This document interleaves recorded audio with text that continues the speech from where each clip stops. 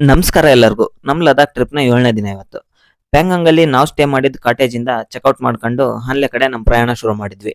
ಹಾನ್ಲೆ ಹೋಗೋ ದಾರಿಯಲ್ಲೇ ಒಂದು war memorial ನೋಡಕ್ ಹೋಗ್ಬೇಕಿತ್ತು. ಹಾನ್ಲೆ ತುಂಬಾನೇ ರಿಮೋಟ್ ವಿಲೇಜ್ ಆಗಿದ್ರಿಂದ ಅಲ್ಲಿ ಅಂಗಡಿಗಳೆಲ್ಲ ಕಮ್ಮಿ. ಹಂಗಾಗಿ ಚಿಸುಲ್ ಅನ್ನೋ ಊರಲ್ಲಿ ನಿಲ್ಸಿದ್ವಿ.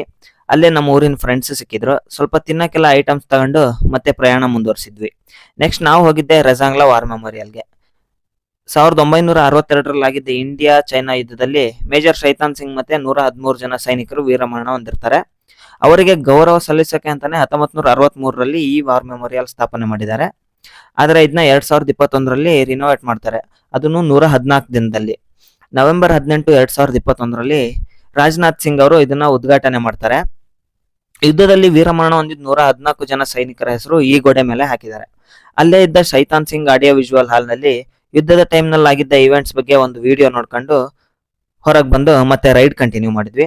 ಮತ್ತೆ ಆಫ್ ರೋಡ್ ಇತ್ತು. ನಮ್ಮ ಟೀಮ್ ಅವ್ರದ್ದೇ ಒಂದು ಕಾರ್ ಮಣ್ಣಲ್ಲಿ ಸಿಗಾಕೊಂಡು ಅದನ್ನ ತೆಗಿಯಕ್ಕೆ ಹರಸಾಹಸ ಪಡ್ಬೇಕಾಯ್ತು. ಅಲ್ಲಿಂದ ಮುಂದೆ ಹಾನ್ಲೆ ಎಂಟ್ರಿ ಆಗಿ ಒಂದು ಕೆಫೆ ಹತ್ರ ನಿಲ್ಸಿದ್ವಿ. ಪಕ್ಕದಲ್ಲೇ ಆರ್ಮಿ ಕ್ಯಾಂಪು ಇತ್ತು.